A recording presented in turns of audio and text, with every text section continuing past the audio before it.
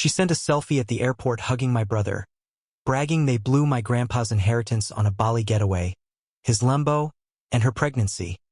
Now she's begging for help after he dumped her and left her broke and alone. I found out my life was over from a LinkedIn post. Yeah, a fucking LinkedIn post. Last Thursday, I was sitting in the open workspace of the startup I co-founded, the one I'd spent 5 years building from nothing, when I saw it. A smiling photo of my best friend, Cole, standing in front of a banner that read Cortex Dynamics, acquired by Synaptic Global.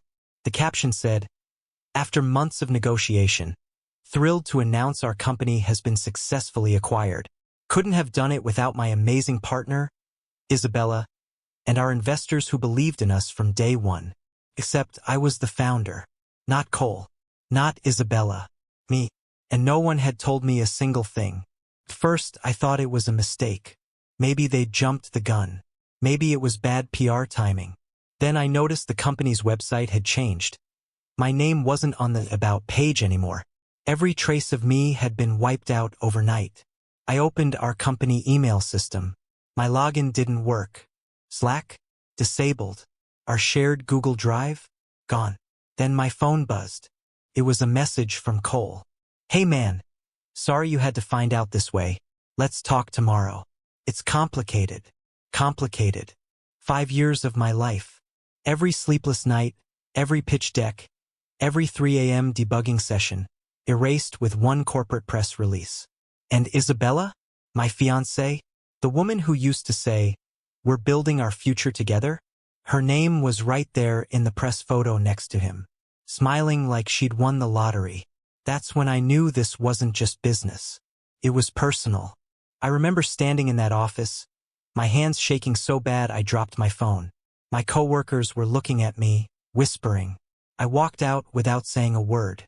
I sat in my car for an hour, just staring at that photo.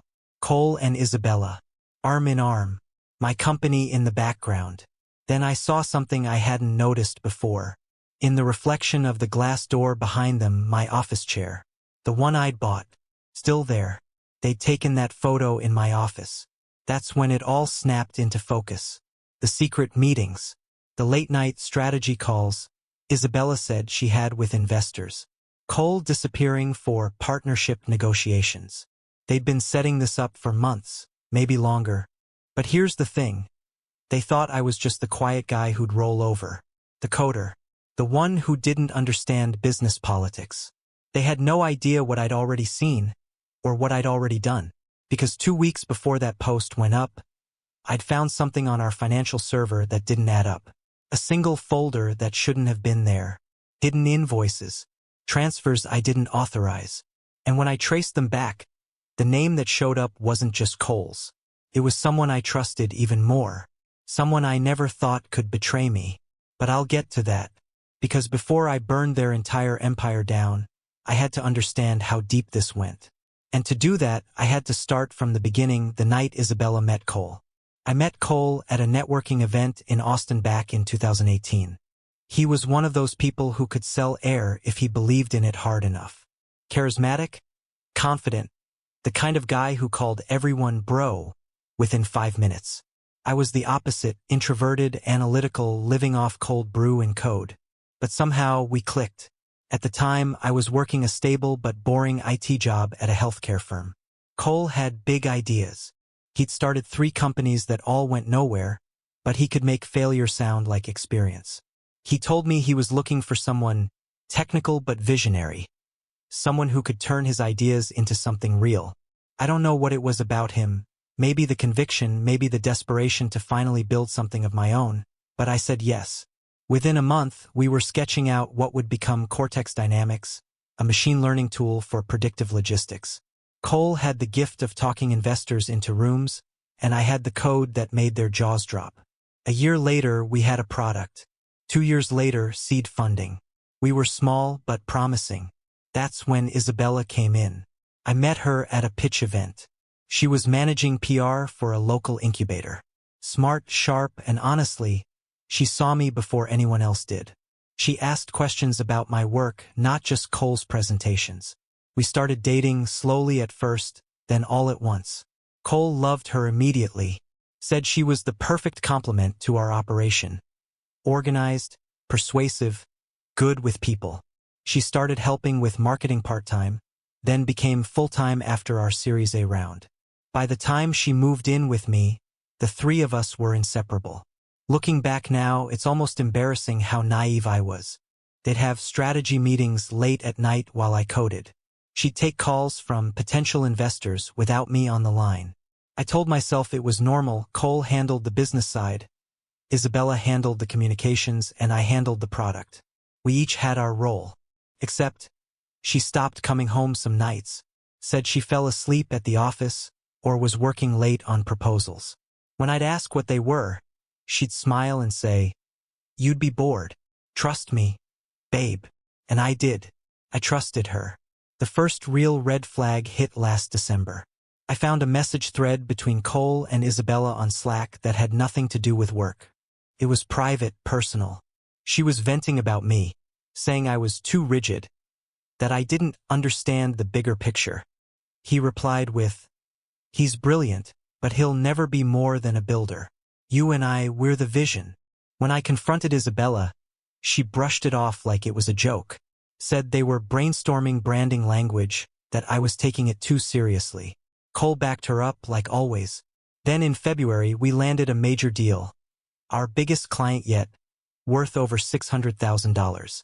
The contract was under Cortex Dynamics LLC, but when I looked through the papers, my name wasn't on the signature page. Cole said it was a clerical thing, that he'd update it later. I let it slide. That was my mistake. 2 months before the LinkedIn post, I started noticing changes in our accounts. Our Stripe dashboard didn't match our books.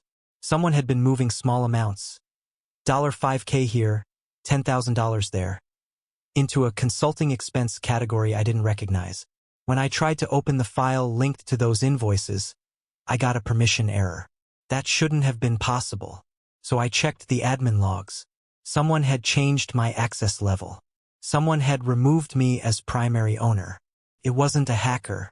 It wasn't a glitch. It was someone inside. That's when I stopped trusting them and started digging. And that's when I found the name. Not Cole. Not Isabella. It was someone I'd never expected to be involved. Someone who shouldn't have had any access to our company's back end at all. A name that made my stomach drop. My mother's. When I first saw my mother's name in the company records, I honestly thought I was losing my mind. It was buried in a batch of old shareholder documents. One of those things you skim when lawyers send over routine updates. Only this one had been quietly amended 6 months ago. A new line item under minority stakeholder. Name Elaine Foster. Shares 3%. Signed by Cole Matthews. My mother doesn't work in tech. She runs a boutique accounting office in San Antonio. She barely knows what a startup is, let alone how to buy shares in one. So I called her. "Mom, have you ever invested in Cortex?" She laughed. "Cortex what? Evan, what are you talking about?" I emailed her the document. She went silent for a long time. Then she said, "Honey, I didn't sign this." Except the signature looked exactly like hers. She told me she hadn't talked to Cole in months.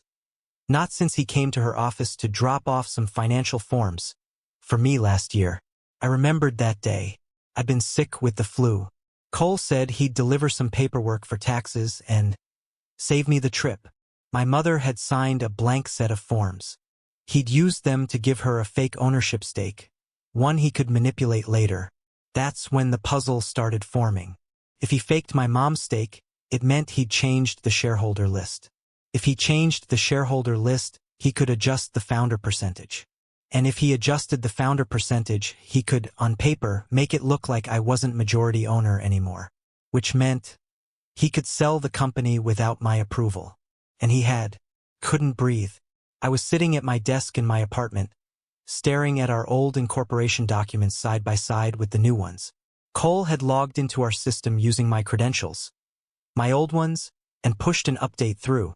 Isabella had notarized the signatures. They'd locked me out legally before they even locked me out digitally. For 3 days, I barely slept.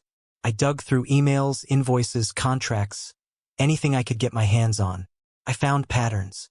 Payments to shell accounts labeled Cortex Advisory, Investor Outreach, Media Consulting. All fake. Cole had been bleeding the company dry for months. Isabella's salary had tripled since January. She'd been wiring money into an account under her maiden name. Every discovery hit like a punch. I wasn't just betrayed by my fiancé and best friend. They'd used my mother as a cover. The rage was like static in my head. So I stopped reacting. I started planning. First thing I did was contact our corporate lawyer, Ben Ramirez.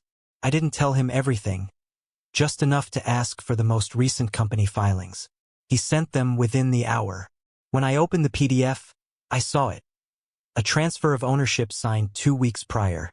72% of company equity, sold to Synaptic Global for $2.6 million. My cut? 0. The next day, I pretended like everything was normal. I went to work, logged into the systems I could still access, and started quietly downloading everything: emails, Slack logs, server data, evidence. That night, I went to Cole's apartment. He opened the door with that same smug grin, the one that used to charm investors. "Bro, we were gonna talk," he said. "You're making this weird." I didn't hit him. I wanted to, but I didn't. Instead, I said, "You forged my mom's signature." His face changed. For the first time, he looked scared. Then he tried to recover, laughing it off. "Man, it's just paperwork. Everyone does it in startups." Isabella came out of the kitchen, barefoot, holding a wine glass. "Evan, let's not do this here. Please." She was wearing the necklace I'd given her after we hit 10K users. The one with the tiny silver E. She'd flipped it backward so it looked blank. I said, "You think you can erase me?" Cole sighed, stepping closer. "You're overreacting. We didn't erase you. We saved the company. You were holding us back. By building it?" I snapped. "By trusting you?" He rolled his eyes. "By not being realistic. You don't understand business, Evan. This is how growth happens." I left without another word. But as I was walking out, Isabella said something that still haunts me. She said, "You're going to hate me now, but one day you'll understand why I did it." I turned back. "Did what?" She smiled, small, cold. "You'll see." That's when I realized this wasn't just about greed. It was personal. There was something else behind all this. Something I hadn't uncovered yet. And I was done being their fool. I didn't sleep that night. I couldn't. I just sat there staring at the wall. Every word Isabella said looping in my head. "You'll see." By morning, the rage had hardened into something colder, focused. I went back to my laptop and pulled up the metadata from the financial records I downloaded. Most of the invoices and transfer notes were signed digitally using Cole's credentials. But some, just a few, were marked approved by I.R. Isabella Rivera. Except here's what made my blood run cold. Those approval logs were dated before she officially joined the company. She'd been moving money months before she was even on payroll. I started digging through our old email archives, back when we were still in the startup accelerator. That's when I found it. A series of emails between Isabella and someone with a Synaptic Global domain name. The same company that had acquired us. The emails were flirtatious at first, then professional, then transactional. "We could structure a merger that benefits all parties," she wrote. "We just need Evan to agree to a valuation that keeps him under majority control." That was over a year ago, a full year before the acquisition. She wasn't blindsided by Cole's plan. She'd been engineering it. It wasn't Cole who brought Synaptic Global to the table, it was Isabella. She'd been sleeping with one of their executive directors, a guy named Jeremy Hahn. The same guy who sat across from us in our last investor meeting and shook my hand. And it got worse. 2 months before the acquisition, Synaptic Global wired a pre-acquisition consulting payment to an external account. $180,000. I cross-referenced the routing number. It belonged to Isabella. That was her buy-in. The payoff for betraying me. I don't know how long I stared at that number. My stomach turned. I felt sick, shaky, hollow. 5 years of building something from nothing, and she'd sold it off like it was a used car. But the part that broke me wasn't the money.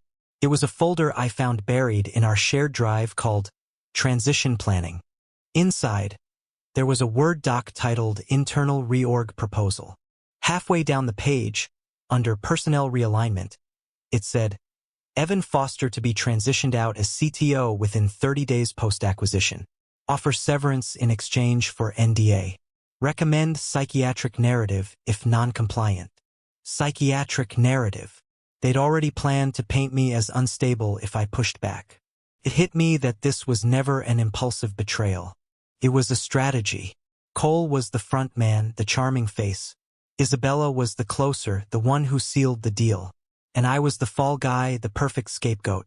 That's when something in me shifted. I stopped being the victim in my own story. I copied every single file, every transaction, every email thread onto an encrypted drive. I backed up the backups. Then I sent one copy to a secure cloud account they didn't know existed.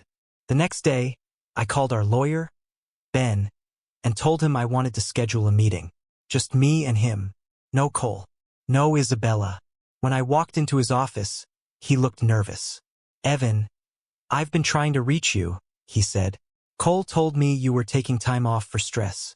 He said you were unstable. There it was, the psychiatric narrative already in play. I slid the drive across his desk. Read it, I said. He opened it, clicked through a few folders, and his expression changed from confusion to horror. Jesus Christ, he muttered. This is fraud. More than that, I said. It's premeditated. He looked at me for a long time, then said, Evan, if you go public with this, it'll burn everything. Cole, Isabella, Synaptic, all of them. Are you sure you want to do that? I didn't answer. I just stood up and walked out. Because what I didn't tell him, what I hadn't told anyone, was that I'd already found something even worse. Something that changed how I saw everything, even my mother's involvement. A single line in one of Cole's private emails. Elaine is in. She said she'll handle her son. My mother wasn't an innocent pawn. She was part of it. And that realization hit harder than every other betrayal combined. After I saw that line, Elaine is in. She said she'll handle her son.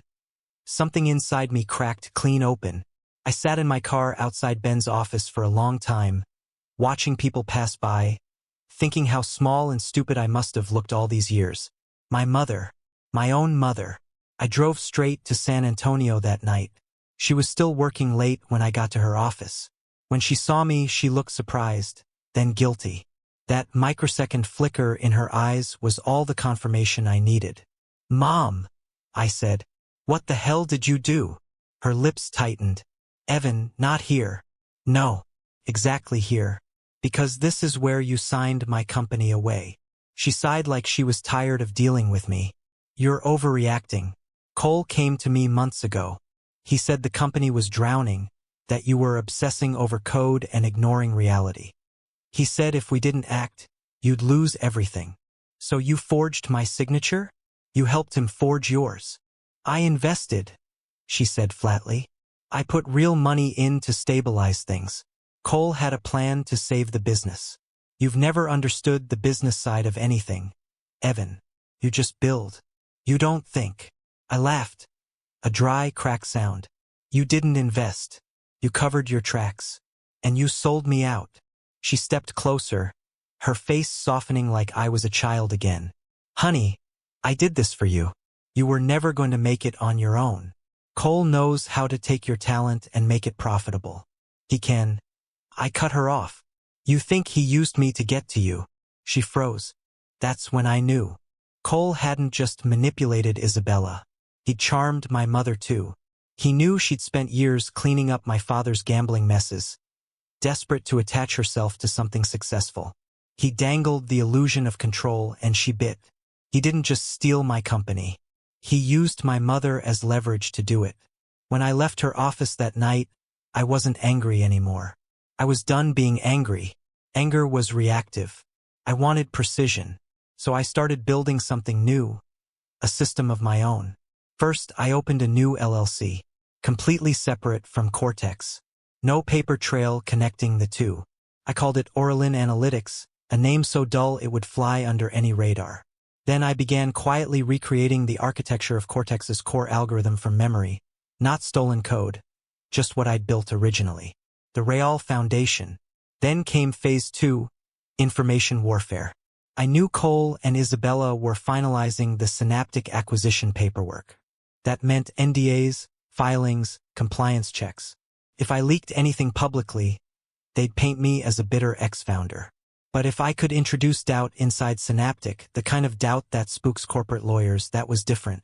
So I created an anonymous email account and sent Synaptic's compliance officer a single file, a redacted version of the transition planning document with the psychiatric narrative section highlighted. No names, no context, just a subject line. You might want to ask your new partners about this. Within hours, Cole's LinkedIn announcement vanished. The post deleted. Synaptic issued a bland corporate clarification about ongoing due diligence. It was working, but I wasn't done.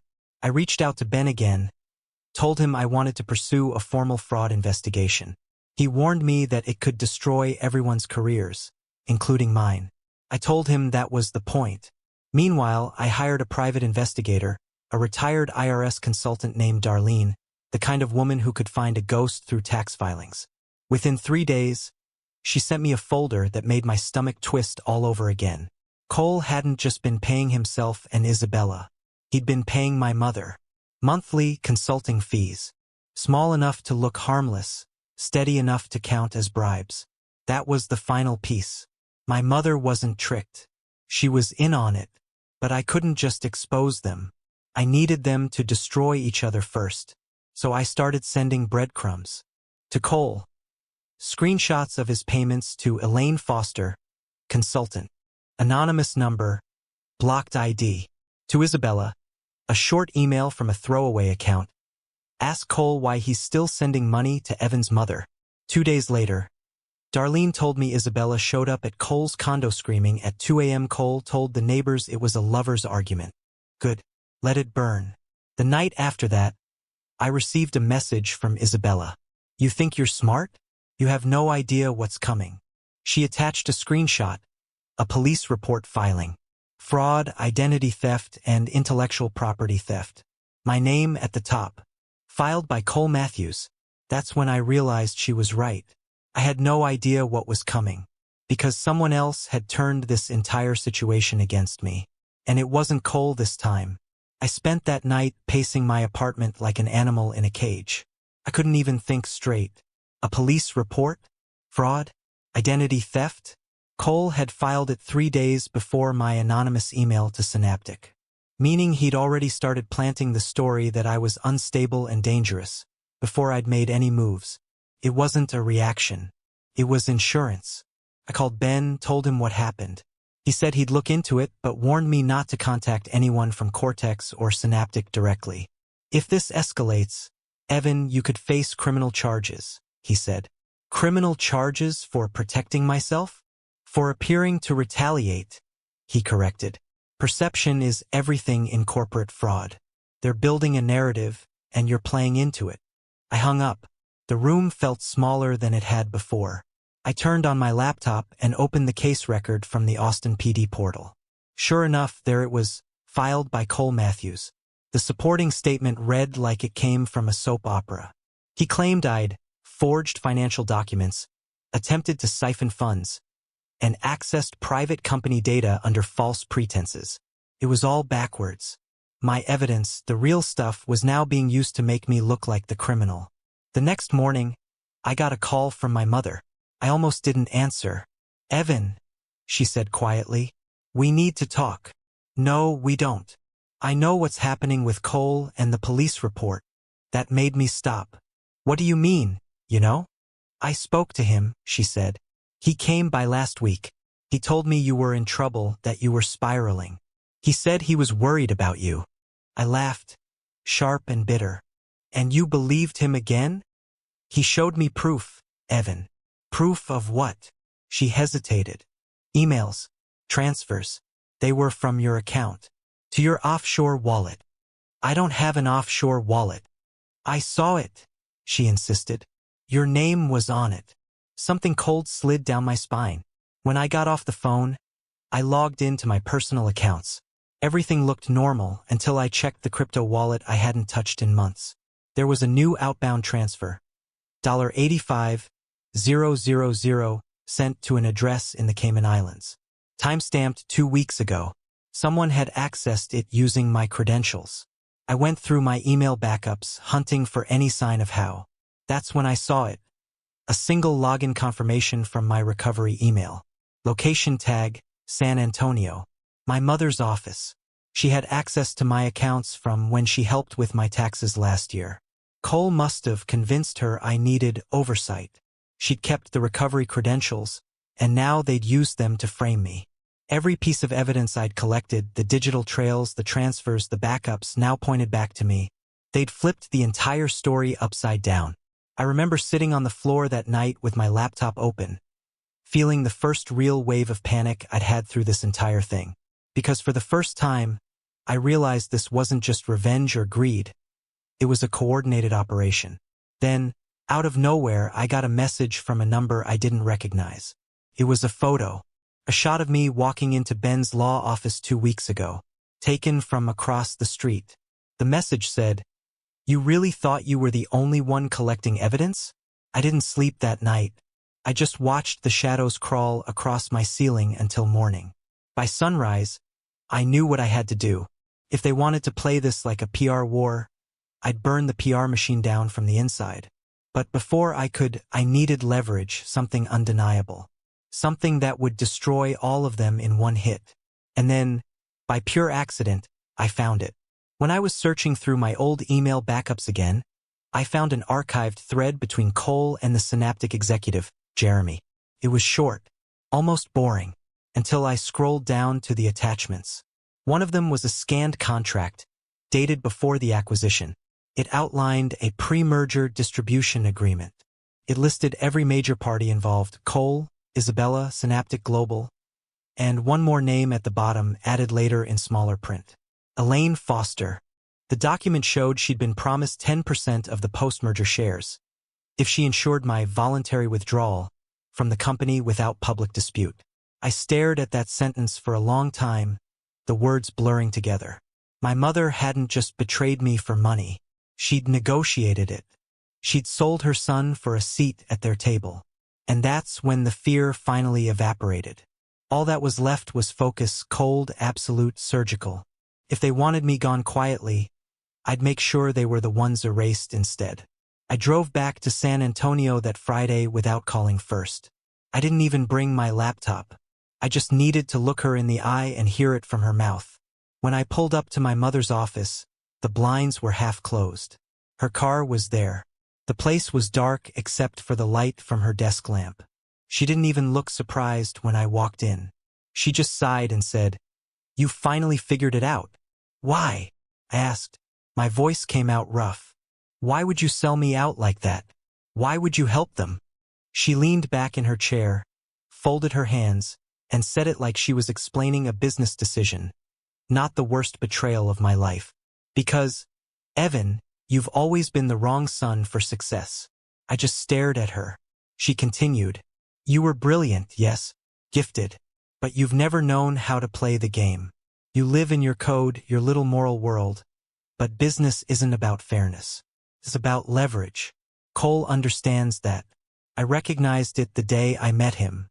He reminded me of your father when he was young, ambitious, charming, willing to do whatever it takes, before he threw it all away. Dad gambled away our house." I snapped. "You call that ambition?" She shrugged. "He failed because he was sloppy. Cole isn't sloppy. He saw what you couldn't, that you were sitting on something valuable but didn't have the guts to use it." My head was buzzing. "So you just replaced me?" Her tone sharpened. "I protected the company, Evan. You were about to tank it with your idealism. I told Cole you needed to be removed quietly, before you embarrassed yourself and everyone attached to you. He said he could handle it, but he needed legitimacy. So yes, I signed on. I invested. I negotiated my share because I earned it. I felt like I couldn't breathe. You earned it by destroying your son." She didn't flinch. "Don't be dramatic. You'll recover. You always do. But I wasn't going to let your stubbornness ruin the first real opportunity this family has had since your father's mess. You're talented, but you're naive. You would have handed it all away for ethics. I wanted to scream. Instead, I just said quietly, "You did it for money." "No," she said, and that one word hit harder than anything else. "I did it for control. I spent 20 years cleaning up after men who thought they were smarter than me. Your father, his partners, every client who thought I was just a bookkeeper. I saw my chance to finally be the one in charge. Cole understood that. Cole used you." She smiled faintly. "Maybe, but I used him first." That smile broke something inside me. This wasn't guilt. This was pride. I left without another word, drove back to Austin in silence. The sky looked wrong, like even the light didn't want to touch me. I sat in my apartment all night, reading and rereading that contract. Her clause was clear. 10% ownership contingent on my voluntary withdrawal, and she'd pulled it off. My career was in ruins. Cole and Isabella had millions. My mother had her slice of the empire. But here's the thing about people like her. They never think they can lose control.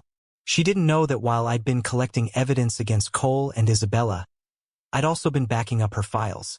Every fake invoice, every tax irregularity from her firm, every consulting payment from Cortex that was technically illegal because she hadn't declared it. I had the paper trail to end her. And that's when it hit me. I wasn't just going to clear my name. I was going to erase every one of them. But to do that, I had to time it perfectly, one move at a time. Because if I struck too soon, they'd spin it. They'd call me bitter, unstable, paranoid. But if I waited until Cole and Isabella needed my mother most, when the money started crumbling under scrutiny, then I could pull the pin and let them destroy each other from the inside. And that moment was coming faster than they realized. Synaptic had already started backing away. Their acquisition was frozen pending internal legal review. Cole was desperate to fix it. Isabella was panicking because the money hadn't fully cleared. And my mother? She was the bridge keeping them connected. All I had to do was burn that bridge. I waited 3 weeks. 3 long, calculated weeks. Cole went silent online. Isabella stopped posting her curated motivational bullshit. My mother's accounting firm went private on Google. That's how I knew things were cracking. Synaptic had pulled out officially. No acquisition, no payout, just an expensive PR nightmare. The timing was perfect. On a Monday morning in June, I sent 3 emails from a burner account. Each one contained a curated packet of truth. At the Synaptic Global's legal department, every fraudulent invoice, every falsified shareholder signature, and a timeline proving Cole and Isabella orchestrated insider manipulation before acquisition. To the State Board of Accountancy, copies of my mother's undeclared consulting payments, shell transfers, and the forged investment documents with her signature. And finally, to the Austin Business Journal, a stripped-down version of everything, just enough to make the headline explosive. I scheduled all 3 to send within the same 5-minute window. Then I turned off my phone, packed a bag, and drove 3 hours west into the hill country. By the time I came back the next morning, my inbox was chaos. Synaptic's lawyers had replied within hours. "Thank you for the information. We are initiating an internal investigation." Translation: they were covering their asses and throwing Cole under the bus. The state licensing board's message was colder. "We have opened a case against Ms. Foster for potential ethics and fraud violations." That was my mother's name in black and white. And the article, oh God, the article. Austin startup implodes amid fraud allegations. CEO under investigation. Cole's smiling face on the front page. Isabella's name right beneath his. The piece quoted sources close to the situation, claiming that a founder had been cut out and defrauded. But now evidence was emerging of deeper collusion and forged filings. They didn't name me. I didn't need them to. By Wednesday, Cole's LinkedIn was gone. Isabella's PR firm terminated their relationship with her. And my mother? She called me at midnight sobbing. "Evan, what have you done?" I said nothing. I just let her cry. She begged. Said she'd lose everything. Her license, her retirement, her reputation. She said Cole stopped answering her calls and Isabella had blocked her number. I asked, "Did you think they'd protect you?" She whispered, "I thought you would." That hit me harder than I wanted to admit, because for a second, I almost felt sorry for her. Almost. But then I remembered her exact words. "You were never the right son for success." I told her, "You taught me how to win, Mom. I just learned from the best." Then I hung up. Over the next month, the dominoes fell one by one. Synaptic's acquisition was cancelled. Cole's accounts were frozen during investigation. Isabella tried to file a defamation suit, but her lawyer dropped her after I sent him copies of her pre-acquisition consulting payments from Jeremy Hahn. That payment alone, $180K undeclared, was enough to bury her. She reached out once after that. One last message. "You didn't have to ruin me, Evan. You could have just walked away." I didn't respond, because she was wrong. I did have to. That's the difference between losing and ending something. My mother's firm shut down 6 weeks later. Her license was suspended pending review. I haven't heard from her since. As for me, I left Austin. I moved to Denver under a new name, a new startup, quiet, solo, legally clean. I didn't touch a line of code from Cortex. I didn't need to. Everything I'd built was already in my head. Every once in a while, I still check the news. Cole's been blacklisted from the startup scene. Isabella's disappeared from social media. My mother's name occasionally surfaces in old financial court summaries. They erased me once. Now they're the ones no one remembers. And me? I'm not proud of what I did. But I sleep fine. Because the truth is, they didn't just destroy a company. They built the man who learned how to destroy them back. And that's the part they never saw coming. "You wanted me gone," I whispered the last time I looked at their old press photo online. The one where they were smiling outside my office. "Now you are."